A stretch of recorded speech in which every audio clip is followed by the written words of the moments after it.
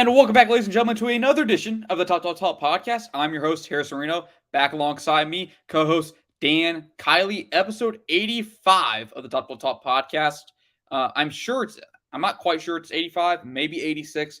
I don't know. I didn't put in the show notes, so that's apologies on me. NFL draft recap. I'm back from Kansas City. Dan's back from work today. We had some technical difficulties with a computer today, so Dan is joining us via the phone today. So Dan's getting you a little close up in his face right now as we work some things out. Dan, how's it going today?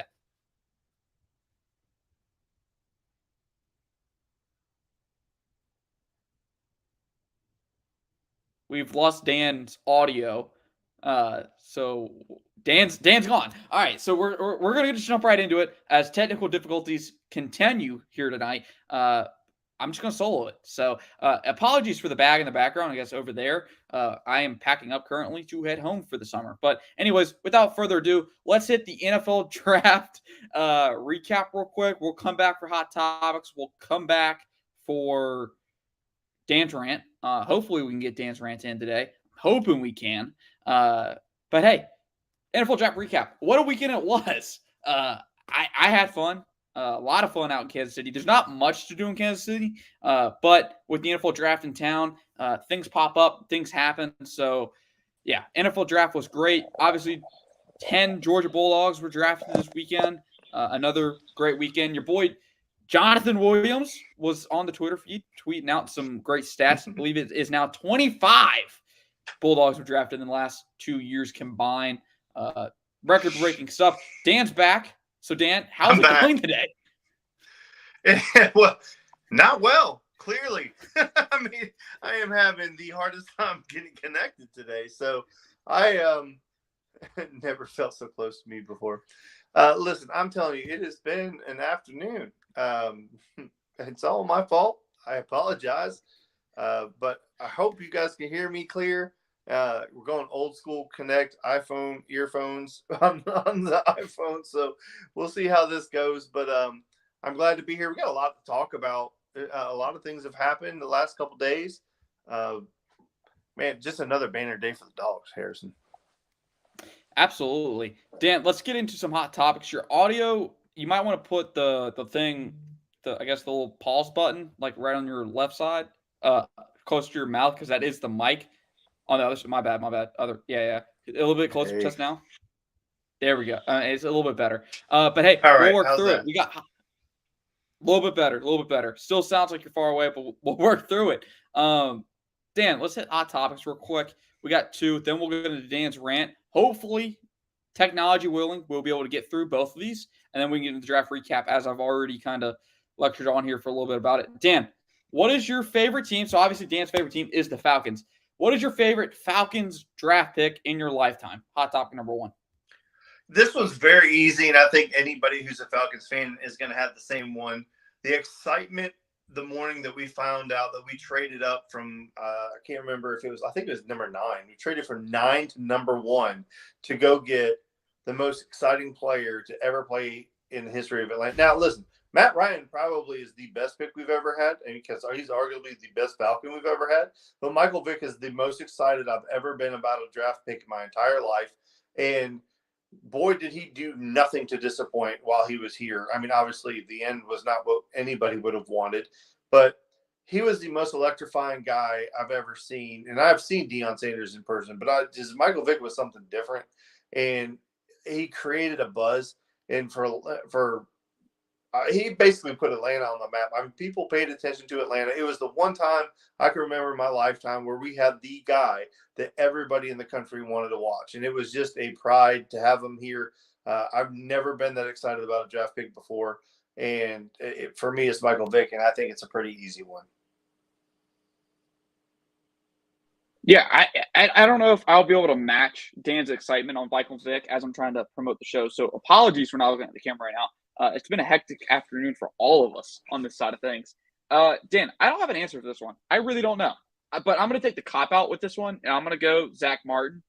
Now, in retrospect, it's this whole history lesson behind the Zach Martin hold pick. On. Time out. So that might be the best pick, but you were actually literally excited about that? I'll get to it. I'll get to Okay. it. All Here's right. why. All right. Here's why. All right, little history perspective on this one, Dan. Back, I believe it was 2014. I want to say it was 2014, 2015, maybe 13. You know who was also coming out in the draft? I have no idea. Johnny Manziel. Oh, God. Cowboys Thank had God. it was Aaron Donald, Johnny Manziel, Zach Martin, and a couple other players who are good players still playing today. In retrospect, Dan, never been more excited about a Cowboys draft pick. There'll never be a better Cowboys draft pick than when the Cowboys selected Zach Martin, I believe it was 14th overall, over Johnny Manziel.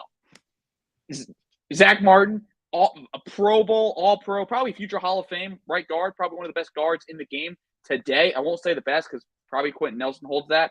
But you look at, could you imagine what the Cowboys franchise, what the Cowboys, past would look like now? I don't even know what the Cowboys would look like now if they drafted Johnny Manziel. Jerry Jones wanted it. Jerry Jones wanted Johnny Manziel, but Stephen Jones, the word is, Stephen Jones snatched that card away from Jerry Jones and avoided the Cowboys selecting Johnny Manziel.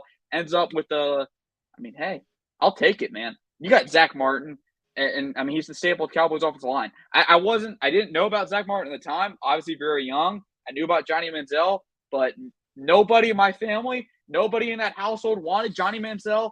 And hey, I will never be more excited about not taking Johnny Manziel and getting Zach Martin. That's a great consolation prize. Okay, so I understand it now in the context of that. So okay, I'll let you off the hook. I was going to grill you for that, but I get it now. I'll let you off the hook for that. Dan, hot topic number 2. What are the Falcons? What is your most disliked draft pick of all time? I already know where you're going with this one, so I didn't even need to ask. You have no idea where I'm going with this one. Ooh, You tell me what you think it is. I'm going to show you how wrong you are. Go ahead. I'm not going to set myself up for it. I thought it was going to be Troy Anderson.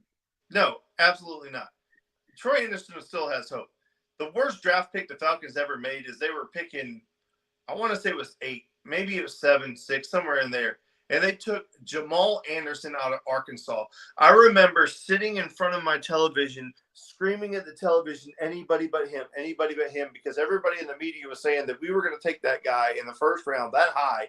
And I was screaming at the TV, please, anybody but him. And they freaking took him.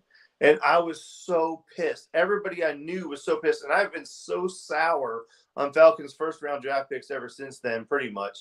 And we've got some ones that I've been pretty happy about, but I've never been so angry. Now, I guess in retrospect, you could say taking TJ Duckett over Ed Reed was not a really freaking smart thing to do. And no, it wasn't. And then taking Vic Beasley in the first round wasn't very smart. We have a laundry list of first round picks that the Falcons have not done well on, but I have never, ever been so mad at the Falcons is when they took Jamal Anderson at number whatever it was, 7, 8, whatever it was. And everybody was right. Everybody knew how horrible of a draft pick that was, and he was terrible for the Falcons. So for me, that's it. And I know you thought Troy Anderson, and just because I thought there were better options on the board, but listen, there's still hope for that guy. We were talking just the other night about the size that guy has. If he's not necessarily going to be a great outside linebacker or middle linebacker, like maybe he puts on just a few pounds and plays defensive end because he's so damn fast. There are things you can do with that guy. He just started playing linebacker. So, was I a big fan of the pick? No. But do I think it's the worst pick in Falcons history? Not even by a freaking mile. Because there are things you can do. And it's a second round pick. A lot of teams miss on second round picks. So I'm okay there. But Jamal Anderson, not Jam, but the other one. He's terrible. So Dan, I spoke to you on the phone about this, and I'm just gonna go ahead and say it. I was wrong on this pick, and I'm not even gonna try to say I'm gonna be right in the future. No, I was wrong on this pick. I was very upset. I thought the Cowboys reached entirely too far on Tyler Smith. They're number 24 overall last year. Offensive tackle out of Tulsa, goes on to be the starting left tackle for the Cowboys, and boy, did I think I thought they reached hard. I thought this was probably going to end up to be the offensive line version of Taco Charlton. He was the most penalized player coming out of college, going to the team that was one of the most penalized teams in all of the NFL last year. to the Dallas Cowboys. I did not like the pick. I thought the Cowboys should probably have gone elsewhere with that pick. I was hoping they'd maybe add at a more sexy position, and I was wrong. I was way wrong. So I'm going to go with Tyler Smith. I was not happy about this pick. Now, obviously, after seeing them play for a year and ended up being a really probably integral piece to the reason the Cowboys season didn't completely come undone last year, I'm completely on board with the pick. I ain't going to doubt a Cowboys first-round draft pick for some time now because they have redeemed themselves since probably the least productive first-round pick they've had in the recent future since I've been alive was Taco Charlton, defensive end out of Michigan. It was the pick I wanted back then. Everybody talked, hey, Taco to Dallas. That was the talk, and I was fine with it. Hey, Taco just didn't work out. I thought he was going to be a good player. Ended up not being. That's probably the worst pick. Dallas, that was the talk, and I was fine with it. Hey, that Dan, your audience coming through. Yeah. So yeah, Taco should probably have been the answer there, but for me, it was Tyler Smith until he ends up being a really good player. Dan, let's get into your rant of the night. As I think he's still trying to work through some technical difficulties as we've lost Dan's face, but it's all good. Dan, sorry, what is your rant of the week? So my rant of the week, and we've actually talked about this a couple different times, and this has been something that I was wanting to rant on. And actually, I think it was Jonathan or Jeremiah kind of put it out in our group text, and I wholeheartedly agreed. And it's baseball is the one sport that is really out of touch with reality. They have not done a great job of connecting with their fans. They haven't done a great job of putting themselves in a place to be successful. The NFL is king for a reason. And one of the main reasons the NFL is the king is because they make sure that you can see their product. They don't cut corners. They sacrifice money in many ways to make sure that you can stream your local team on your phone. For example, I have Xfinity. So if I want to watch the Falcons on the Xfinity on my phone, I can do that. If I want to watch it on NFL.com on my phone, I can do that. If you buy the Sunday ticket, you can do that. There's a million different ways. So when I was traveling in baseball, I had the MLB app, and the MLB app allows you to watch every game, listen to every game, but it doesn't allow you to listen to anything in your market. So now that I'm back home and I keep forgetting to cancel it and it keeps resubscribing, I can't watch Atlanta on my phone. I have Xfinity. I cannot watch Bally on my phone away from the house. There is no way you can't stream baseball on your phone if it's a local team. Now, if I wanted to watch the Diamondbacks play the Dodgers, I mean, I can do that, but they make it so difficult to view their product. Now they've relaxed it a little bit with the radio. So now like 680 The Fan can actually stream their games on the app, and you can listen to it on your phone that way. But to watch the game outside of your house, like if you're on the go, they make it extremely difficult. And for an organization, for a product that you are trying to connect with the youth, they just go about so many things the wrong way. And, I know you guys like to joke with me all the time talking about I'm the old man, right?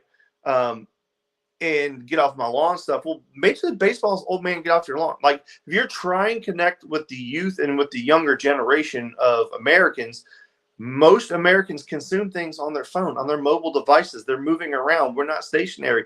A lot of people don't have 3 hours a night to sit in front of a television and watch a game. I mean, I'm at my son's basketball practice 3 times a week. I'm in his football practice. I'm at this practice. I'm in the softball game. I want to watch the game on my phone. They make it impossible to do that. And it's just an absolute shame. Because I think that if you allow people to watch it, and I understand that you're trying to get people to fill up your stadiums, well, the Braves do fill up their stadiums. That's why the NFL got rid of the blackout restrictions, where if you didn't sell out, you couldn't watch it in your home market. They realized that not everybody can go to the game, but they want eyes on their product, because if you watch the product, you get invested in the product, you're going to want to go to the games to spend money on that team. And I'm going to do it regardless, because I love the Braves. It's my favorite team out of all the teams. I even like them more than Georgia. The Braves are my team, and I want to watch every single game if I can. I want to listen to every single game if I can. And they make it extremely difficult, and I get so agitated and so angry that they make it so damn difficult. And I mean, I think opening day, or the first couple games were all day games, and we were all in our group chat, and we were trying to figure out how the hell to watch it. Jeremiah, Jonathan, we were going back and forth talking about how we could watch it. It was just incredibly difficult, and it was so frustrating. And I think it's really, really disappointing. And I think Major League Baseball has completely missed the mark in that regard. And I think they're alienating a whole group of people who would actually pay attention to their sport if they made it easier. And I didn't yell, I didn't scream, but I think I get my point across. It's just disappointing. Absolutely. For somebody that has their, my family cut the cord. We are totally streaming for any cable, anything like that. It is through YouTube TV. So for someone like me who is not from Georgia originally, don't live here permanently, I don't get any Braves games. The only Braves games I get is through national television. If the Braves are playing on national TV on ESPN or something like that, then I get it. But if not, I don't get it. So, and I have an EMLB app, but like Dan said, I'm in market, so I can't get any games. So, hey, I'm looking forward to being home where I can watch all the Braves game that are not on national TV and watch the Braves play. So excited about that. And with that, Dan, let's transition into the NFL draft recap. Got some takeaways from this. The first one being, as we already talked about for a little bit there when I was ad-libbing, when we were dealing with technical difficulties, Georgia had 10 players selected, tied with Alabama for the most players this year. That makes it 25 in the last 2 years. And hey, here's the point of my segment. Here's the point I wanted to hit. We said it last year. We said it the year before. Anybody who talked about Georgia and Georgia football and talked about them in the lead up to the NFL draft, the saying was, draft them all. It isn't just a saying anymore, Dan. It isn't a motto. It isn't a dream. It's a damn reality at this point. Every starter on that Georgia defense from 2021 is now in the NFL. They've all been drafted. They've had a first-round pick at corner, defensive tackle, defensive end, linebacker. You name it, they've had to pick their safety. And that dates back to 2021. It's not just a motto anymore, Dan. Georgia can really say, you come here, you play on Saturdays, you play in between the hedges, you play on Sundays. That's it. I mean, there is no bigger flex than that. And, hey, we haven't even touched on offense yet. Georgia's starting to get going on the offensive draft picks, all right? They've had first-round offensive tackles. They haven't had a first-round QB yet. They haven't had a first-round receiver yet, but they're coming.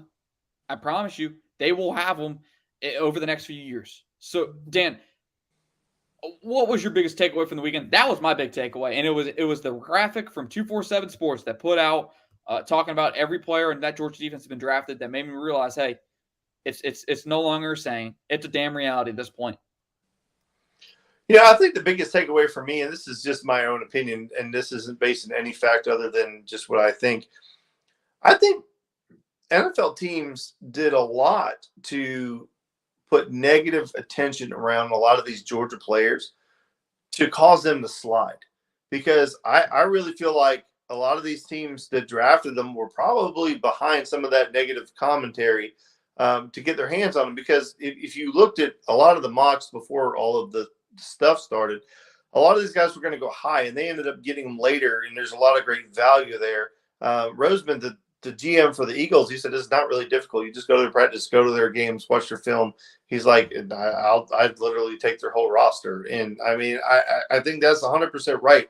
And how many times have we heard from these Georgia players that the way they practice is such a it's such a high level that when they go to the NFL, they didn't really feel like there was much of an adjustment because of all the things that they were asked to do while they were at University of Georgia. And I think we've seen it translate. If you look at all the guys the last couple of years who have been drafted out of Georgia, I mean, every program puts guys in the NFL, but a lot of them don't pan out. Well, look at the guys that Georgia's sending into the NFL.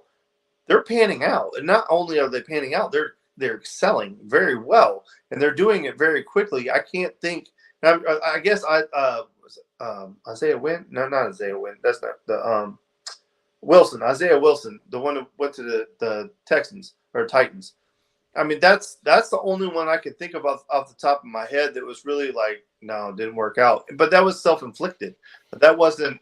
I mean, it just was. It was self-inflicted. It wasn't because he didn't have the talent. So I mean, my biggest takeaway is that I don't think – I think there was a concerted effort to get these guys to slide down the draft so some of these other teams could have a shot at them. And again, that's not based on any fact. It could be completely fiction, but it just seemed awfully convenient that all these narratives started coming about these players that we have not heard a peep out of in the last 3-4 years in some cases.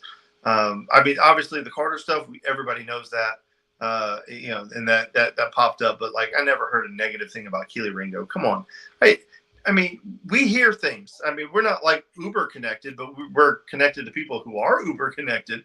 And I haven't. I mean, maybe you have, Harrison. You've never told me, but I've never heard a peep that Keely Ringo was a bad person or had major issues.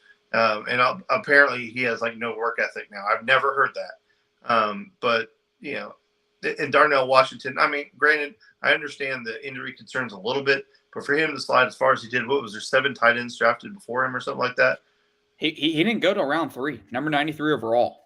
I think there was like 7 tight ends, 6 or 7 tight ends went before him, which is kind of insane if you think about the talent that he is.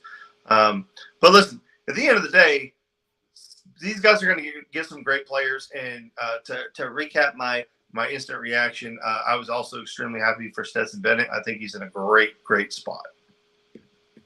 Yeah, absolutely. And with Stetson Bennett, before we touch on Darnell, because that's probably the biggest takeaway or biggest talking point from this draft is why did Darnell fall? We'll get to that in a moment here. Stetson Bennett got drafted, folks, and it shouldn't be a shocker for anybody. If you really paid attention and really watched Stetson Bennett over the last year or so, yes, he was good in 2021. He did a great job in 2021, was an integral part to that championship winning team, but he really took that step forward this past season. Really developed beyond where many thought he would. Heck, I didn't even think he was going to have Georgia in a situation to even win a national title in 2021. I don't think anybody did. So it was this last year that really put Stetson Bennett on the map. I don't think he gets drafted without last season. And like Dan said, he lands in a really good situation. I know the Rams are kind of in this remodeling stages, as they called it. It is their term that they don't want to use, that they want to use instead of saying rebuild. But like Dan said, it's a good situation. He lands there with a veteran starter in Matthew Stafford, somebody he knows. Now, I found out through Brooks Austin's interview over on YouTube, that he didn't meet Matthew Stafford until the national championship game. Now those two get to sit in the same room, 5 days a week, 7 days a week, get to talk to each other, get to learn from each other. And at this point, he becomes the first quarterback drafted by Sean McVay. The first one. McVay's been there since 2017, 2016. Never selected a quarterback. That's huge. That speaks volumes about the confidence they have in him. Well, if you think about it, you talked about drafted to be in the same room is Matthew Stafford. And okay, maybe they haven't met. Maybe they don't have a great relationship. But at the end of the day, do you think there's any fiber of his being that would want to do or want to negatively affect Stetson Bennett, right? I mean, Matthew Stafford has shown through the years that he loves the University of Georgia. He gives back to the University of Georgia. He constantly comes back to the University of Georgia.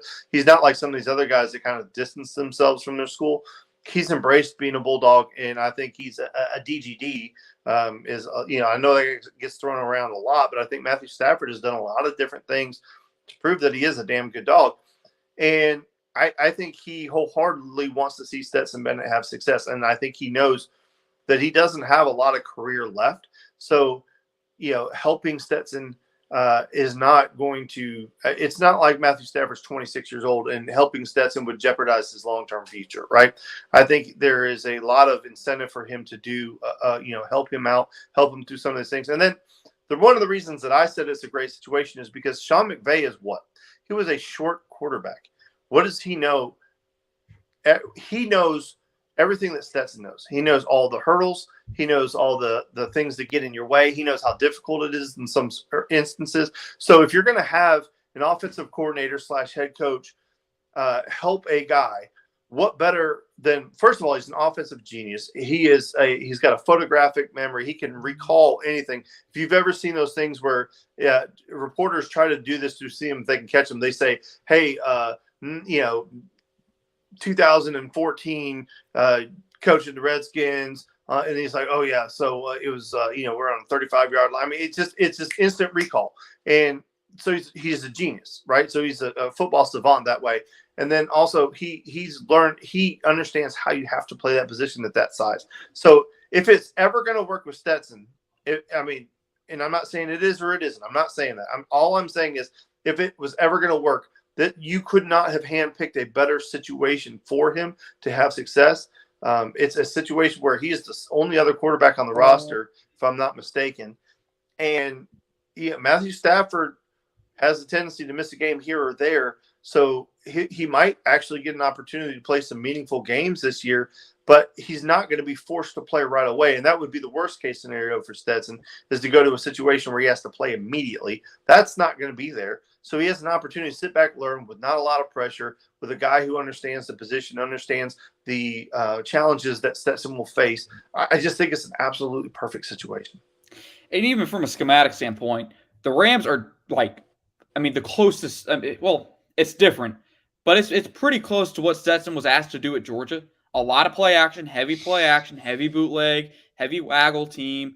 Going to use his mobility to get him out on the edge and move that launch point, and that's something that he excels at. I mean, Stetson is at his best in play action. I thought that in 2021. I thought that in 2022. He obviously became a lot better in the shotgun in 2022, really developed as a passer and really showed off his arm.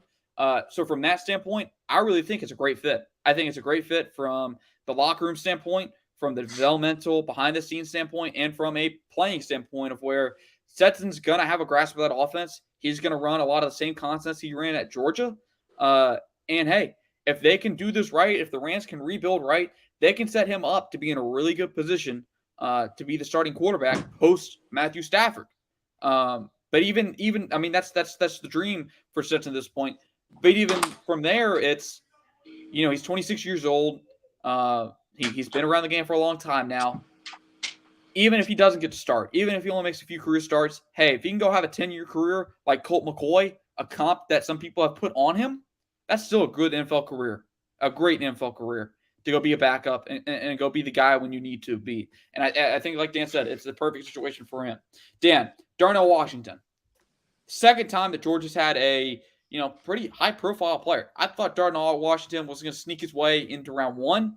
I just thought there was enough teams that needed a tight end. They were going to take a chance on him. Turns out, drops to day 2, goes picked 93 overall by the Pittsburgh Steelers. And the reason for his fall is, as Dan mentioned earlier, people have some concerns. Had 2 foot injuries when he was at Georgia, both in back-to-back seasons. He missed time in 21 due to a foot injury.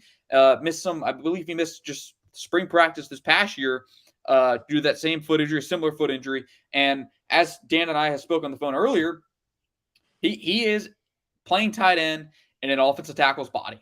He's 6'7", 269 pounds. And as we see today, people who are that big have problems in their lower body. The body was not built to support the mass of humanity that are these offensive linemen. And Darnell Washington is a mass of humanity. So there is true reason to be concerned with his durability. There is a legitimate reason. He's not playing offensive line. He's having to move a lot more. He's having to run routes at a high speed, having to change direction a lot. There is a cause for concern there. And hey, I get it. I don't blame them. But I will say this. Probably similar to the Kobe Dean, I would bet a lot of money that Darnell Washington is going to go on and have a really good career. He may miss some games. I mean, even Gronk, arguably one of the best tight ends of all time, missed a lot of games. But when he was on the field, he was an X factor. He was an impact player. It is a lofty comparison for Darnell Washington, but I think the Steelers got a steal here. Well, if you look at Gronk, for example, a lot of similarities where his body size was such an advantage. Now, he had many productive years before he started getting injured, and hopefully we can see that with Darnell Washington. But I think the biggest concern for a lot of people is that we're already starting to see some injuries pop up here and there, and they don't typically go away for a while. They just kind of linger around and hang around. But, he's such a mismatch, such a size mismatch. And that was one of the things with Gronk whenever he first came into the league is nobody has seen a tight end that big, that fast, that strong. And he was just an absolute dominant force for the Patriots for a couple of years. And then you started to see people try to find tight ends that could do similar things to what Gronk could do. And then now you have like Kelsey, but Kelsey is not necessarily that big. He is big. I don't want to say he's not big, but he's fast, athletic, whatever, twitchy type of guy. The tight end of position keeps evolving, but we've never seen anything like Darnell. I mean, again, going back to Gronk, we saw Gronk, but then the world is kind of caught up to where Gronk was. This kind of surpasses that. Like, he's faster, he's bigger, he's stronger. He's, maybe Gronk had better hands. I don't know. But he's just a freak of nature. And I understand the concerns. But like you said, like, we're going to find out real quick with Darnell, right? It's not one of those things that's going to hide itself. He's either going to be healthy and be able to go, or he's not. And if he is healthy and able to go, a lot of teams are going to regret passing on him. But unfortunately, in the world we live in, a lot of teams are going to, the minute he gets hurt, they're going to say, I told you so. And, I hope that never happens. With every fiber of my being, I hope that doesn't happen. But there is a potential for it. So, I mean, I get it. I understand it. I don't like it. And I think I would have been willing to take a chance on him. But the Steelers did. And I think, like you said, that they have an opportunity to have a real steal if he just stays healthy. Absolutely. And I just put up a tweet here at Stats Guy Daniel on Twitter. Put out kind of the measurables on Darnell and where he ranks up to some people. He's taller than Gronkowski. He has a longer wingspan than DK Metcalf, longer arm length than Trent Williams, the starting left tackle for the 49ers, ran faster 40 time than Kendrick Bourne, despite having 60 pounds more, and ran had just as fast of a 20-yard shuttle than Cooper Kupp.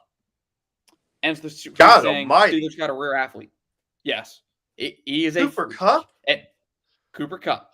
Holy hell. I did not see that coming. Oh, my God. I mean, that's the type of athlete the Steelers got. And now, as Dan said, if he stays healthy, that's going to project. Like, that projects. I thought the Steelers had a pretty cool graphic where it had Broderick Jones, Darnell Washington, George Pickens. And it says, hey, that's one side of our offensive line. And I was like, oh, wait, they really could line up that way. That would be freaking sweet.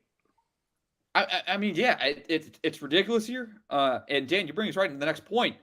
We got two teams that love Georgia players. Mike Tomlin.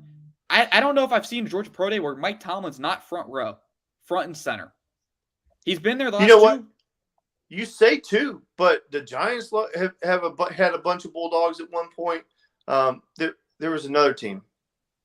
It was now obviously the Giants have had some front office turnover, right? Since but those guys, they were loaded with Georgia players. Obviously the Patriots have taken a few over their years. Had Sony Michel, Isaiah Wynn. Jaguars have had Trayvon Walker. I'm blanking on who else they have from Georgia. Now the Eagles have Campbell.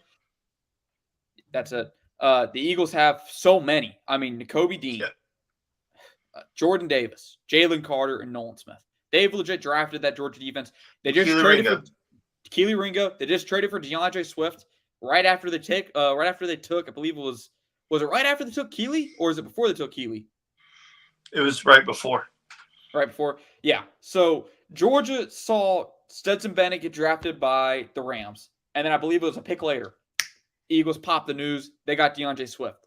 That is a football team right there. And hey, they'd probably go draft some Georgia guy next year. Watch it be Nazir Stackhouse. Now, I don't think it will be Nazir Stackhouse. They got Jordan Davis. They don't need Nazir Stackhouse as the nose tackle. But they're going to draft somebody from Georgia. I mean, we can pencil it in there, Dan. I feel pretty confident that we can pencil it in. I did like the Howie Roseman phone call with Nolan Smith. If you haven't seen it, go check it out. He even said in the press conference later that he's probably denied access from the University of Florida from their alumni association because he's taken so many damn Bulldogs at this point. But, man, I mean, I like the Cowboys pick of Mozzie Smith. I was high on Mozzie Smith. I was like, hey, if he's there, take him. Cowboys have had issues with run defense. You're not here for my spiel for it, but I'm going to give it to you anyways. Take Mozzie Smith. Love Nolan Smith as a prospect. Thought he would be perfect. Would be the dream edge rusher across from Micah Parsons. Cowboys take Mozzie Smith, a player I was like, hey, I'm fine with taking him. And then Nolan Smith ends up with the damn Eagles. The Philadelphia Bulldogs, as we like to call them here. Dan, I mean, it's just incredible, man. It's incredible. You get a team, you get an NFL organization that basically makes Georgia their G League team at this point. Well, I was laughing a little bit because I was listening to the radio, and apparently, I don't know, it was Schefter or one of those guys wrote an article talking about a lot of these NFL GMs are angry that the Eagles are getting so much praise for their draft. They don't think it's fair that they're getting all this hype for their draft. And they're like, all they did was draft people from one school. And like, dude, like, wake up. I mean, it's like, come on. I think it's actually comical and funny that GMs get hurt, that like their draft doesn't get as much of attention as somebody else's. I guess it maybe is not, because we all want to be recognized for our work. But yeah, I mean, across the board, pretty much every service out there praised the Eagles for their draft because they felt like they hit home runs all over the place. And I mean, it's hard to argue with that. But we'll find out. I mean, that's why they play the game. And we'll find out if it worked out. You know, if Jalen Carter really is all the bad things that they say, we're going to find out. You know, if Keely Ringo can't cover anybody, we'll find out. You know, if DeAndre Swift is not very good, we'll find out. So, but I don't think any of that's true. I think we're going to be just fine. And here's the funny thing, Dan. And you don't want to. You're not, by the way. You're not going to mention it, Dan. So I'm going to mention it for you. To the Atlanta Falcons, if you were the ones upset about the Eagles' praise, you have the blueprint to get into the media, to become the media darling. Just take a couple Bulldogs. I get it. Not everybody's a scheme fit. And I saw some Falcon fans, some Falcon media members that were upset. We're getting their feelings hurt that Falcons fans who were Georgia fans were upset they weren't taking Georgia players. We're not asking you to take every Georgia player. No, that's not what we're saying. But, I mean, come on.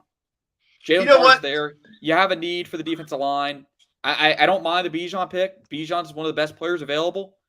But, yeah, you're going to rub some salt on the wound of Georgia fans that think you should take, you know, Nakobe Dean when you had the chance.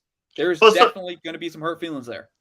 You know, here's the thing is I've been listening to a lot of podcasts, a lot of stuff, a lot of ESPN personalities. I can't remember which one it was. It was one of the guys. It was Dari Noka and whoever was doing the show with him. The guy who was doing it was talking about how you never take a running back in the first round. He doesn't care how good he is. The Falcons have bigger needs than running back. He thinks it's a horrible pick. He thinks the whole front office of the Falcons should be fired because they're so bad. But I honestly, I don't mind. Like, we know Arthur Smith wants to run the football, and we haven't talked to any Falcons fan. And I know you guys were joking with me that I was going to be pissed off that we didn't take a Bulldog in the first round.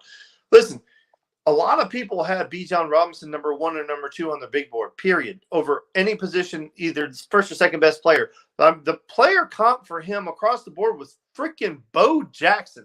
I swear to God, if this kid is Bo Jackson, then, I mean, you got to take him in the first. I'm not saying he is going to be, but I'm saying, like, if that's the comp, when's the last time you heard any running back compared to freaking Bo Jackson? I have not heard any running back compared to Bo Jackson. And they're saying this kid could be that? Listen, and I'm not pissed off at the Falcons for their draft because this year, whether they pick the right people or not, I don't know. But they picked people from real schools. We didn't get any Northeast, West State, Middle University crap this year. I mean, we picked players from Oregon. From Texas. We picked people from Alabama. We picked people from Syracuse. We picked people from Utah. I mean, real freaking schools where these kids have played against real talent. So I'm not even pissed off. And, you know, I heard a lot of stuff going back and forth. And the one thing I did hear was great, where they were talking about the difference between the guard that we got in the second round and Skronsky, the tackle in the first round, was negligible, where they both could play tackle if they had to, but they're really better going to be at the guard. And they're saying, so you got a player who's almost there in the second round, but then in the first round, you were able to get a generational talent, maybe. And I mean, listen, I'm not pissed off at the Falcons draft. I know you, Jonathan Jeremiah, want to try to make it like I hate everything the Falcons do. I was not pissed off about the Falcons draft. You didn't hear me say, I didn't say one negative thing about the Falcons draft this whole freaking time. So y'all can can that shit. Real quick, I don't want to get into the running back debate today. We can have that on another episode. I'm just going to put this out there. Hey, we need to go ahead and start thinking about what our criteria is for running backs to be in the Hall of Fame, because it's not the same anymore. Zeke's first 5 years in the league, first 4 years in the league, Hall of Fame worthy. Is he Hall of Fame worthy still after the way he's kind of fallen off? I don't know. Bijan Robinson probably is going to have a comparable first 5 years in the league to Zeke. I think Bijan Robinson is going to be electric, but is he going to be electric in the next 5? I don't care. I don't know. He shouldn't be the Falcons' property ever the first 5. You don't ever sign a running back to a second 5. There's only been 1 or 2 running backs that have been productive in the backside of their career. Adrian Peterson and I can't even think of another one. Adrian Peterson and what's his name? The running back that played for like 1,500 years. Was it Willis McGahee? Not Willis McGahee. I don't know. It doesn't matter. But anyway, you use the crap out of them for the first 5 years, and then you don't re-sign them. Where you get in trouble is when you re-sign your running backs. Ask the Cowboys how that worked out for them. So you run the tires off of them, and then you pick another running back in 5 years. But you're right. It's a moving target for the running backs. Like, you were just obsessive compulsive about telling me that Algiers rushed for 1,000 yards. That doesn't mean shit anymore. You play 17 games. I mean, if you average 100 yards a game, you're an electric back. So if you told me Algiers went for 1,700 yards in the season, no argument out of me. But he averaged, like 66 yards a game or 67 yards a game? That's not an electric back, okay? That's not a game-breaking back. He is a solid contributor. He is not Bijan. Bijan, yes, there we go. Frank Gore is the name I was looking for. Thank you so much, Zach. Zach is our boy, by the way. And you know what? Zach likes our shows. He subscribes to our shows. I'm going to need you guys to hit the thumbs up button. Hit that subscribe button. Let's make this show take off. Zach is here for us 24/7. That's my boy. So anyway, yeah, Frank Gore was the name I was looking for. But, yeah, it's a moving target. Like for me, if you're an elite back, you can average 100 yards a game. If you average 100 yards a game, you're an elite back. But if you're under that, you're not. And I think Algiers is a great complimentary back. And I know you're sending me a chat, but I can't talk to you because my phone doesn't work that way. Dan, let's hit our last topic of the day.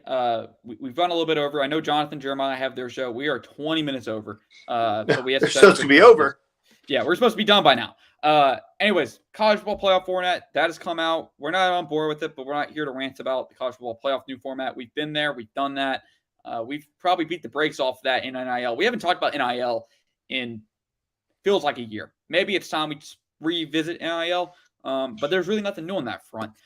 Dan, college football playoff, new format, has drawn some mixed reviews. First off, still opposed to it. I don't like 12 games. I'm cool with 8, cool with 6. 12, entirely too long. But here it is. Here's the format we're going with, Dan. Starting in the first round.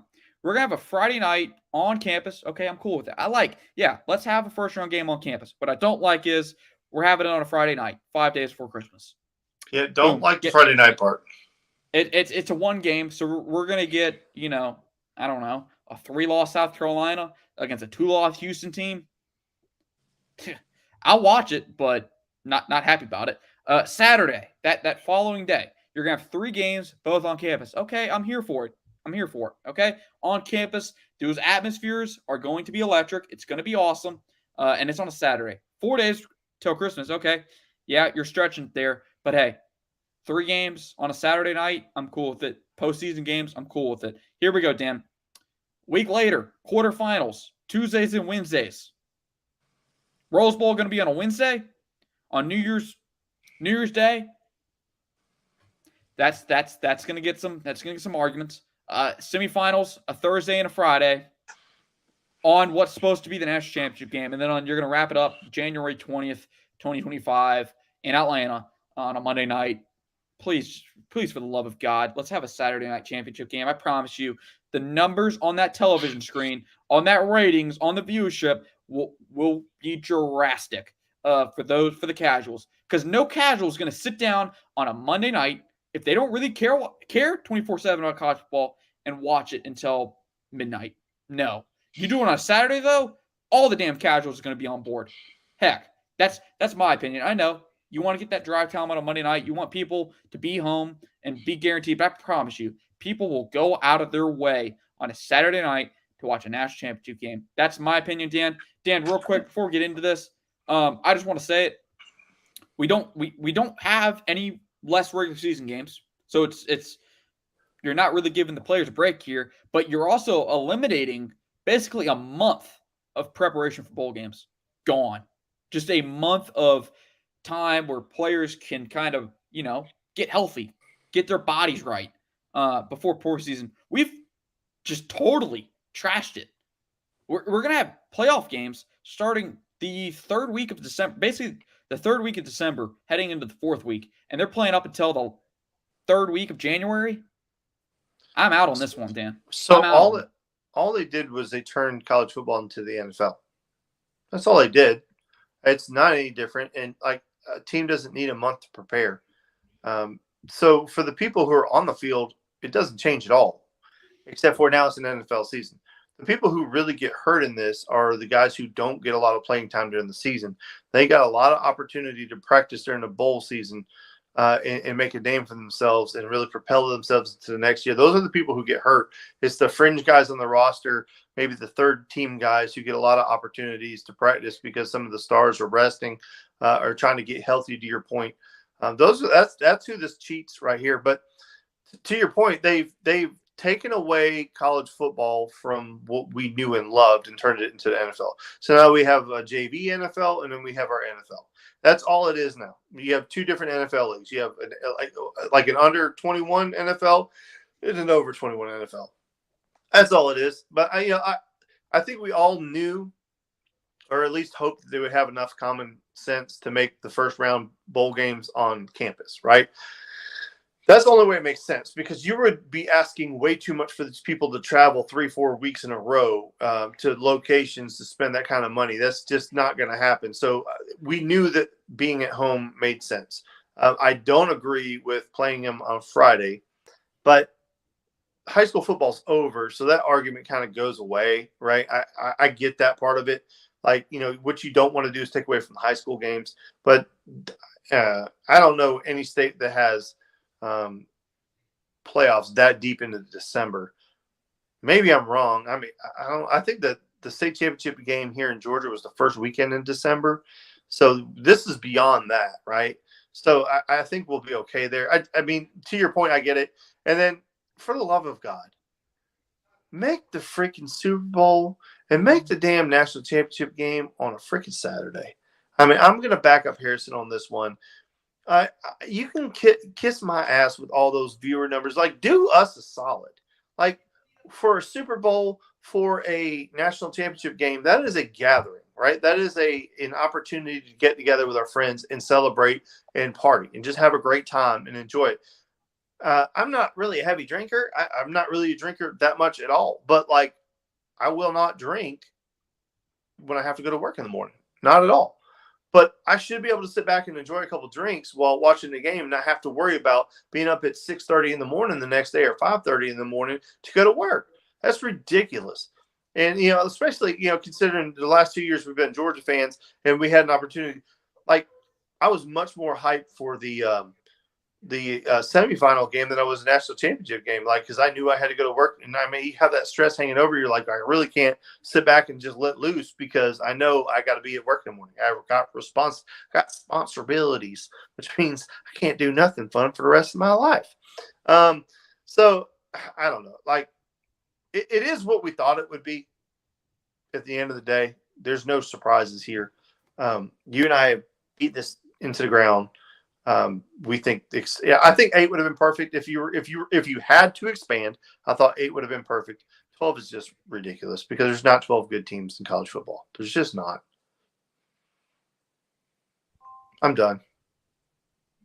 You can talk whenever you want. There we go. Sorry, my AirPods died on air, so we no longer have AirPods here, but we're just going to audio. So apologies again for the technical difficulties. It's been a technical difficulty tonight, Dan. I think that about covers it. I really don't have much to add on it. It's, I mean, hey, maybe it was just at this point, there was really going to be no scenario where we were happy with it. Because when you look at the calendar here. Well, before you say that, I'm happy the first round games are at home. I'm happy that common sense prevailed. So they didn't completely shit the bed. They did make a good decision. I don't think we agree that it should be on Fridays. But it is what it is. So yeah, I mean, something good did come out of it. The first round's at home. Yeah, but Tuesday, Wednesday games, But you know what? You can't say that because the Rose Bowl's always played on New Year's Day. And Yeah. it didn't matter what day that fell on. So you can say, oh, it shouldn't be on a Wednesday. Well, hell, it's been on a Tuesday before. So that doesn't matter. Yeah. I mean, Yeah. those games, the New Year's Six are played on New Year's Day. Yeah. Regardless what day that is. Maybe I'm just off base. Maybe I'm just negative toward the whole thing. So I'm not letting logic come in here. But hey, we'll see how it goes. I'm gonna give it a chance. We're not gonna spend much more time on it. It's a done deal. It's never. I mean, it's probably never gonna go back to the way it was. We are so far beyond the BCS Bowl and the top 2 teams going to the national championship. Now we're even beyond 4 teams. So hey, the only thing that's gonna happen now is they're probably gonna expand it more eventually later. So for those that watch March Madness in college football, you're one step closer to that one. Dan, that's going to wrap it up for today. Guys, we apologize again for the technical difficulties. Next week, we'll be back, hopefully with less technical difficulties, and we'll be a little bit more on time for the start and at the end. But hey, Harrison Reno, that's Dan Kiley. We'll be back next week. Shout out to the Classic City Sports Podcast. I believe they're wrapping up in like 15 minutes. So head over there to complete the double header of today's episode. Guys, make sure to like and subscribe for more content. You can find our podcast wherever. We are on all platforms. We appreciate you again. Thank you for joining us. That's going to wrap it up for episode 85 of the Top Dog Talk podcast.